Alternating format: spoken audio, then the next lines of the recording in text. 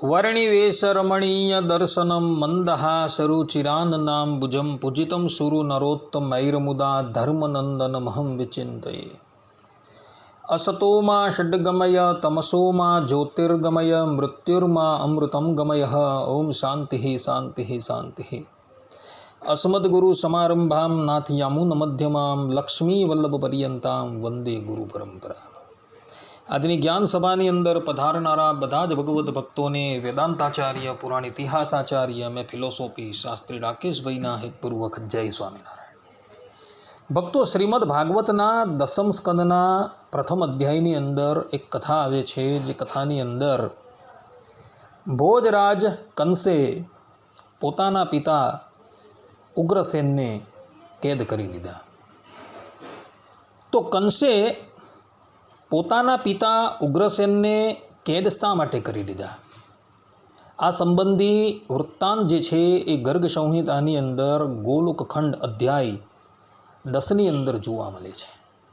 ત્યાં ગર્ગાચાર્યએ જે પ્રમાણેની કથા લખેલી છે એ આખી કથા જે છે હું તમને વાંચી સંભળાવું છું। ગર્ગાચાર્યજી આ કથા જે છે એ કથાની અંદર નારદજી અને बहुलाश्व जनकનો संवाद ले છે। नारद जी कहते हैं, वसुदेव जी ने यथा समय देवकी के गर्भ से 8 पुत्र उत्पन्न किए। वे क्रमशः 1 वर्ष के बाद होते गए। फिर उन्होंने एक कन्या को भी जन्म दिया, जो भगवान की सनातनी माया थी। सर्वप्रथम जो पुत्र उत्पन्न हुआ उसका नाम कीर्तिमान था। वसुदेव जी उसे गोद में उठाकर कंस के पास ले गए। वे दूसरे के प्रयोजन को भी अच्छी तरह से समझते थे, इसलिए वह बालक उन्होंने कंस को दे दिया। वसुदेव जी को अपने सत्य वचन के पालन में तत्पर देख कंस को दया आ गई। साधु पुरुष दुख सह लेते हैं, परंतु अपनी कही हुई बात मिथ्या नहीं होने देते। सच्चाई देखकर किसके मन में क्षमा का भाव उदित नहीं होता। कंस ने कहा, वसुदेव जी, यह बालक आपके साथ ही घर लौट जाए, इससे मुझे कोई भय नहीं है, परंतु आप दोनों का जो 8वां गर्भ होगा उसका वध मैं अवश्य करूँगा, इसमें कोई संशय नहीं है। श्री नारद जी कहते हैं, राजन, कंस के यों कहने पर वसुदेव जी अपने पुत्र के साथ घर लौट आए, परंतु उस दुरात्मा के वचन को उन्होंने तनिक भी सत्य नहीं माना। उस समय आकाश से उतरकर मैं वहाँ गया। उग्रसेन कुमार कंस ने मुझे मस्तक झुकाकर मेरा स्वागत सत्कार किया और मुझसे देवताओं का अभिप्राय पूछा। उस समय मैंने उसे जो उत्तर दिया वह मुझसे सुनो। मैंने कहा, नंद आदि गोप वसु के अवतार है और वृषभानु आदि देवताओं के। नरेश्वर कंस इस व्रजभूमि में जो गोपियाँ है उनके रूप में वेदों की ऋचाएँ आदि यहाँ निवास करती है। मथुरा में वसुदेव आदि जो वृषणी वंशी है वे सब के सब मूलतः देवता ही है। देवकी आदि संपूर्ण स्त्रियां भी निश्चय ही देवांगनाएं है। 7 बार गिन लेने पर सभी अंग 8 ही हो जाते हैं।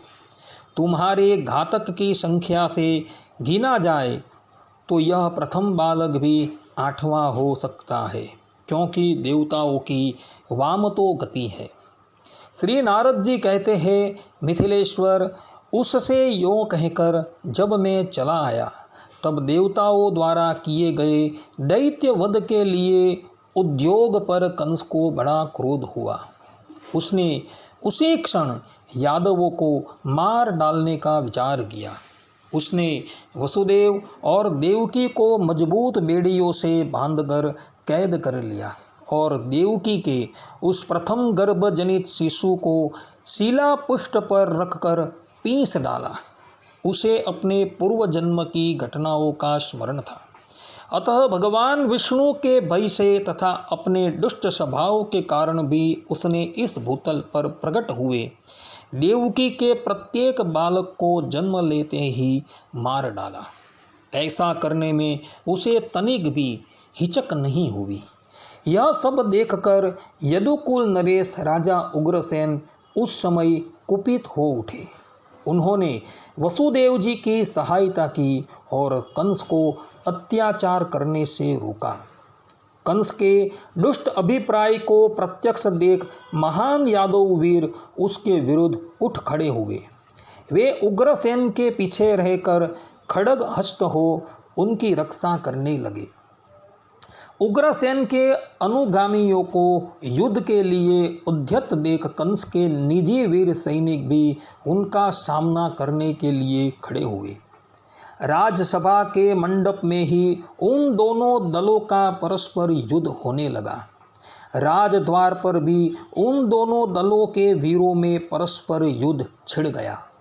वे सब लोग खुलकर एक दूसरे पर खड्ग का प्रहार करने लगे। इस संघर्ष में 10,000 मनुष्य खेत रहे। तदंतर कंस ने गदा हाथ में लेकर पिता की सेना को कुचलना आरंभ किया। उसकी गदा से छू जाने से ही कितने ही लोगों के मस्तक फट गए, कितनों के पांव कट गए, नख विदीर्ण हो गए, बाहें कट गई और उनकी आशा पर पानी फिर गया। कोई औंधे मुंह और कोई उतान होकर अस्त्र शस्त्र लिए क्षण भर में धराशायी हो गए। बहुत से वीर खून उगलते हुए मूर्छित हो काल के गाल में चले गए। वहाँ इतना रक्त प्रवाहित हुआ कि सारा सभा मंडप रंग गया। राजराजेश्वर इस प्रकार दुष्ट एवं मदमत्त कंस ने कुपित हो उद्भट शत्रुओं को धराशायी करके अपने पिता को कैद कर लिया। उन्हें राज सिंहासन से उतारकर उस दुष्ट ने पासों से बांधा और उनके मित्रों के साथ उन्हें भी कारागार में बंद कर लिया। मधु और सूरसेन की सारी संपत्तियों पर अधिकार करके कंस स्वयं सिंहासन पर बैठा और राज्य शासन करने लगा। અહીં સ્પષ્ટ રૂપે ગર્ગાચાર્યજી લખી રહ્યા છે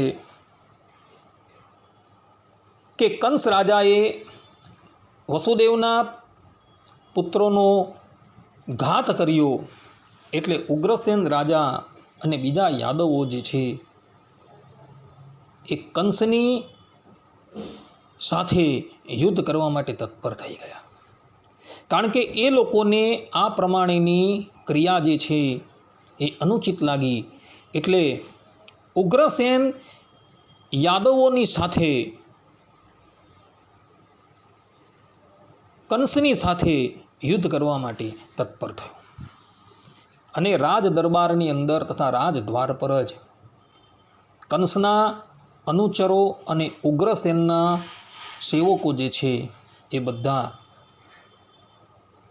પરસ્પર લડાઈ કરતા હતા અને એ લડાઈની અંદર કંસ જે છે એ ઉગ્રસેનના બધા જ સેવકોને મોતને ઘાટ ઉતારી દે છે અને ઉગ્રસેનને એ કેદ કરી દે છે। આની અંદર કારણ એ જ છે કે ઉગ્રસેને કંસના અત્યાચારનો વિરોધ કર્યો એટલે કંસ જે છે એ ઉગ્રસેનને કેદ કરી દે છે। આ પ્રમાણેની કથા ભક્તો આ ગર્ગ સંહિતાની અંદર જોવા મળે છે। આટલું કહીને હું મારી આ વાણીને અહીં વિરામ આપું છું। સર્વે સંતુ નિરામયઃ, સર્વે સુખીનો ભવંતુ, સર્વે ભદ્રાણિ પશ્યન્તુ, મા કશ્ચિત દુઃખ ભાગ ભવેત અસ્તુ। જય સ્વામિનારાયણ।